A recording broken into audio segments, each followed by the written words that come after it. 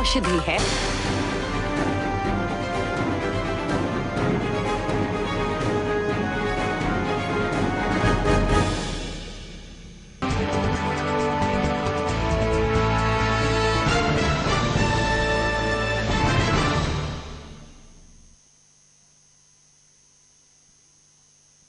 और आप देख रहे हैं हमारी खास पेशकश खास खबर। खास खबर में हमारा फोकस उन खबरों पर होता है जो उस दिन की सुर्खियां होती हैं।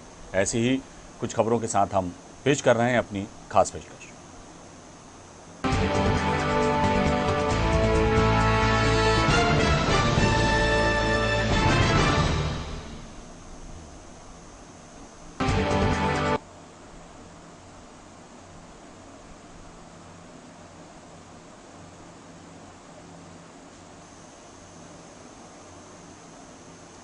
खास खबरों में सबसे पहले बात उत्तर प्रदेश की, जहां प्रदेश के मुख्यमंत्री योगी आदित्यनाथ ने जम्मू कश्मीर में गुपकार समझौते को लेकर कांग्रेस पर तीखा हमला बोला है।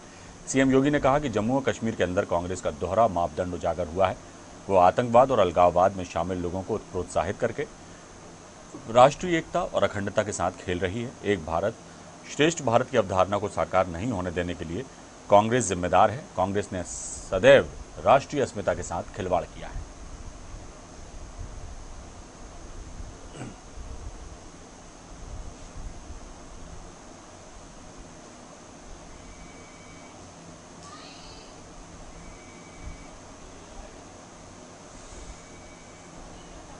तो गुपकार लेकर उत्तर प्रदेश के मुख्यमंत्री योगी आदित्यनाथ ने कांग्रेस को आड़े हाथों लिया है। योगी आदित्यनाथ ने साफ बोला कि कांग्रेस ने हमेशा राष्ट्रीय एकता और अस्मिता के साथ खिलवाड़ किया है। अलगाववाद को बढ़ावा देने का काम कांग्रेस ने किया है। एक भारत श्रेष्ठ भारत की अवधारणा को साकार नहीं होने देने के लिए कांग्रेस को उन्होंने जिम्मेदार ठहराया है। तो आज गुपकार समझौतों को लेकर सीधा निशाना साधा कांग्रेस पर। योगी आदित्यनाथ ने साफ कहा कि कांग्रेस धारा 370 को लेकर क्या उसकी सोच है वो स्पष्ट करे, ये भी उन्होंने कहा।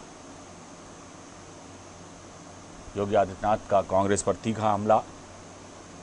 गुपकार समझौते को लेकर आज वो कांग्रेस पर जमकर बिफरे। उन्होंने साफ कहा कि जम्मू कश्मीर पर कांग्रेस दोहरे मापदंड अपना रही है। कांग्रेस ने राष्ट्रीय अस्मिता से खिलवाड़ किया है।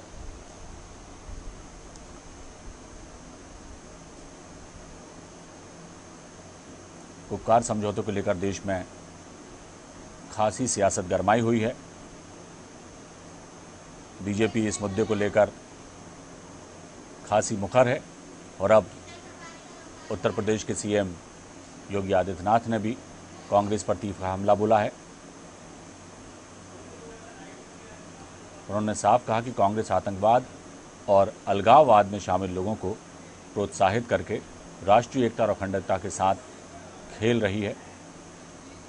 और इस खबर पर हम सीधे चलते हैं। हमारे स्टेट एडिटर आरसी भट्ट हमारे साथ जुड़े हुए हैं। भट्ट साहब, गुपकार समझौते को लेकर पूरे देश में इस वक्त जो है सियासत गरमाई हुई है और अब तो योगी आदित्यनाथ भी जो हैं एकदम से मुखर हो गए हैं। कांग्रेस पर सीधा निशाना उन्होंने साधा है, क्या कहेंगे? अविनाश, जिस तरह से धारा 370 जब से केंद्र सरकार ने हटाया है, उसके बाद लगातार जो जम्मू कश्मीर के जो तमाम नेता रहे विभिन्न दलों के, चाहे फारूक अब्दुल्ला की बात करें, उमर अब्दुल्ला की बात करें या पीडीपी की मुफ्ती महबूबा की बात करें, अन्य जो तमाम दलों के लोग हैं जो जम्मू कश्मीर के क्षेत्रीय दलों के हैं, वो सारे लोगों ने धारा 370 हटाने के खिलाफ एक पीपुल्स डेमोक्रेटिक अलायंस का गठन किया है। गुपकार उसको कहा जाता है। लेकिन अब सवाल यह है कि जिस तरह से कांग्रेस का भी बीच में ये बयान आया था पी चिदम्बरम का कि हम धारा 370 के हटाने के खिलाफ हैं, अब कांग्रेस कहीं ना कहीं इस पर अपना मत जो जाहिर कर रही है कि वो हमने नहीं कहा। लेकिन भारतीय जनता पार्टी ने ये जैसे ही कांग्रेस का इस पर बयान आया, कांग्रेस का रुख बहुत साफ नहीं था, उसको लेकर भारतीय जनता पार्टी ने पूरे देश में की कोशिश किया कि जम्मू कश्मीर में जो केंद्र सरकार ने धारा 370 हटाया है, उसको लेकर उसके विरोध में कांग्रेस सरकार उन गुफ्तार लोगों के साथ समर्थन कर रही है। सीधे तौर पर भारतीय जनता पार्टी ने इस मुद्दे को लपक लिया और हर राज्यों में ये अगर भारतीय जनता पार्टी के चाणक्य अमित शाह की अगर हम बात करें तो निश्चित रूप से उन्होंने ऐसी रचना रची कि सीधे तौर पर कांग्रेस जो है वो बैकफुट पर आ गई, क्योंकि सीधा हमला भारतीय जनता पार्टी शासित हर राज्यों में इस तरह के बयान वहां के मुख्यमंत्री, वहां के नेता देने लगे हैं। उसी के क्रम में आज उत्तर प्रदेश के मुख्यमंत्री ने कांग्रेस पर सीधा हमला किया और सीधे तौर पर उन्होंने कहा कि पी चिदंबरम का जिस तरह से बयान आया, कांग्रेस वो गुफकार जो गैंग है उसका समर्थन करती है, यानी कि उसको गुफकार गैंग का नाम दिया गया है, जिस तरह से देश के गृह मंत्री अमित शाह ने ये नाम दिया है। और योगी आदित्यनाथ ने सीधा हमला किया है कि आतंकवाद का समर्थन करती है कांग्रेस और जिस तरह से उन तमाम जो है मुद्दों पर कहीं ना कहीं वो क्षेत्रीय दलों के साथ नजर आ रही है जो धारा 370 को पुनः वापस लाने की बात कर रहे हैं। इसको एक मुद्दा बनाने की कोशिश की जा रही है, जन समर्थन जुटाने की कोशिश की जा रही है। ये भारतीय जनता पार्टी की एक बड़ी स्ट्रेटजी है, क्योंकि उत्तर प्रदेश में भी 2022 में विधानसभा के चुनाव होने हैं और मई अप्रैल के महीने में 2021 में बंगाल में भी चुनाव होने हैं। तो भारतीय जनता पार्टी कहीं न कहीं इस मुद्दे पर कांग्रेस को पूरी तरह से पूरे देश में घेरने का काम कर रही है और निश्चित रूप से कांग्रेस बैकफुट पर आ गई है। और अब जिस तरह से कांग्रेस लगातार इस बात पर बयान दे रही है, कांग्रेस के आला नेता बयान दे रहे हैं, उनके मुख्य प्रवक्ता बयान दे रहे हैं कि कांग्रेस ने कोई समर्थन इस तरह का नहीं दिया है, तो साफ तौर पर ये भारतीय जनता पार्टी के पाले में है और वो लगातार खुद खेल रही है। कांग्रेस बैकफुट पर है क्योंकि उसको अब सफाई देते फिर रहे। आज उसी के क्रम में योगी आदित्यनाथ ने लगातार जिस तरह से कांग्रेस पार्टी की आलोचना की है और जम्मू कश्मीर को लेकर मामले को लेकर, तो निश्चित रूप से कहा जाए कि आने वाले दिनों में जो है यह एक बड़ा मुद्दा बनाने की कोशिश भारतीय जनता पार्टी कर रही है। भट्ट साहब, लेकिन एक बात और भी है कि जिस तरह से पिछले कुछ सालों में कांग्रेस का जनाधार राज्यों में जो है कम हुआ है, मुंह की खाई है उत्तर प्रदेश में, बिहार में, मध्य प्रदेश में भी सत्ता मिली तो लेकिन सत्ता संभाल नहीं पाए। कई तरह की दुश्वारियां जो हैं कांग्रेस ने झेली हैं, उसके बावजूद भी जो है अभी भी कोई निश्चित एजेंडा, निश्चित कोई उनका विजन दिखाई नहीं देता।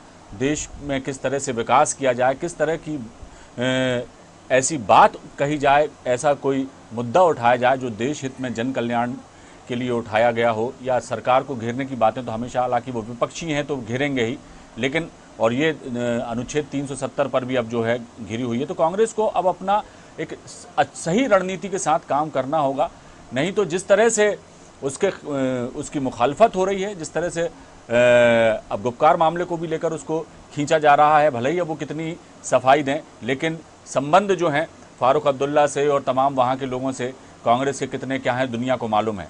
अब ऐसे में कांग्रेस को चाहिए कि जो उसका जनाधार कम होता जा रहा है, बैकफुट पर आने की ही बात नहीं है, अब एक सशक्त रूप से पार्टी को खड़ा करना, नए सिरे से जो है पार्टी को आगे बढ़ाना, मजबूत करना, ये बहुत ज़रूरी हो गया है कांग्रेस के लिए, क्योंकि यही हाल रहा तो निश्चित तौर पर जो है कांग्रेस के लिए ठीक नहीं होगा। क्या कहेंगे? हाँ, निश्चित रूप से कांग्रेस देखिए इस समय मुख्य विपक्षी दल है।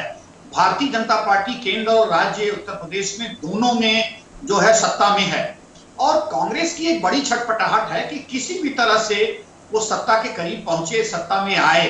लेकिन जिस तरह से लगातार 2 चुनावों से कांग्रेस हाशिए पर है केंद्र में और उसे निश्चित रूप से वो उन्हीं मुद्दों को लेकर सरकार को घेरने का काम कर रहे हैं, चाहे वो नोटबंदी की बात हो, जीएसटी की बात हो, उसके साथ साथ बेरोजगारी की बात हो। लेकिन अब जिस तरह से इन्होंने बयान दिया है वो कहीं ना कहीं उससे वो खुद करारे में नजर आते हैं और कांग्रेस की ये लगातार छटपटाहट है, ये कोशिश है कि वो विपक्ष की एक मुख्य धारा में आए, सरकार की तमाम नीतियों की आलोचना करे, वो भी नीतियां जो सरकार ने लोकसभा से कानून बनाकर पास किया है और देश में लागू किया है। तो बहुत सारे ऐसे मुद्दे हैं जिसको लेकर लगातार राहुल गांधी, प्रियंका गांधी और अन्य जो कांग्रेस के आला लीडर हैं वो लगातार केंद्र सरकार की आलोचना करते रहते हैं। लेकिन कहीं ना कहीं भारतीय जनता पार्टी ये जानती है कि कांग्रेस मुख्य विपक्षी दल है, हमको लड़ना है तो कांग्रेस से ही लड़ना पड़ेगा पूरे देश में। और अपना जो एक नरेंद्र मोदी का जो एक माहौल बना है पूरे देश में तमाम विभिन्न मुद्दों पर, उस माहौल को लगातार आगे ले जाने का काम करना है।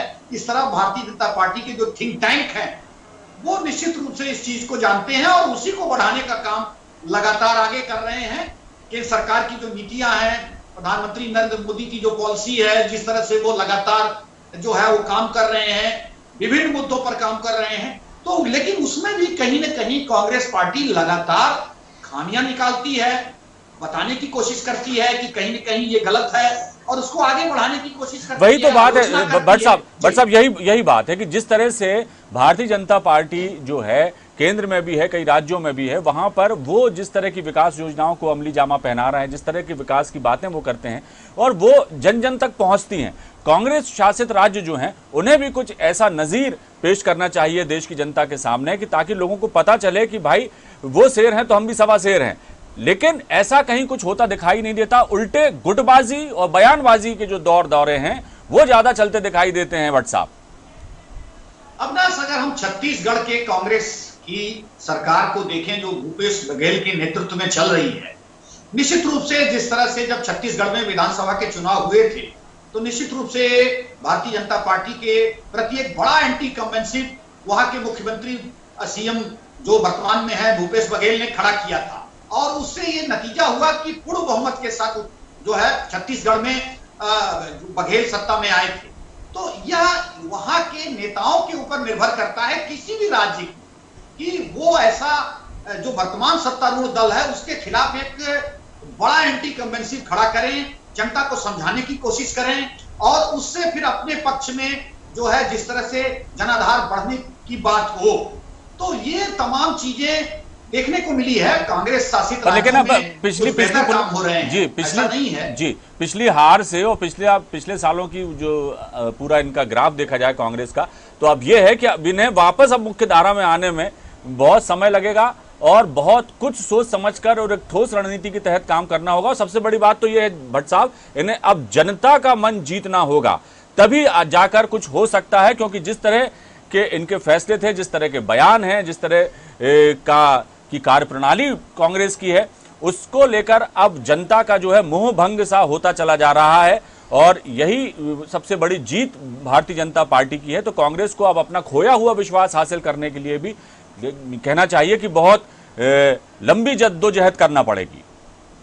अविनाश, बहुत मेहनत करने की जरूरत है जी। कांग्रेस जिस तरह से पूरे देश में प्रमुख विपक्षी दल है और सत्ता से बाहर है, दूसरे जो लोकसभा के चुनाव हुए यानी कि 2019 के उसमें भी जिस तरह से वो परास्त हुई है और जिस तरह से अगर हम बात करें 14 की तो उसमें भी जिस तरह से परास्त हुई, तो कांग्रेस की जो रही सही कसर थी वो 2019 में निकल गई और सत्ता में आने का जो दिवा स्वप्न था वो स्वप्न ही रह गया।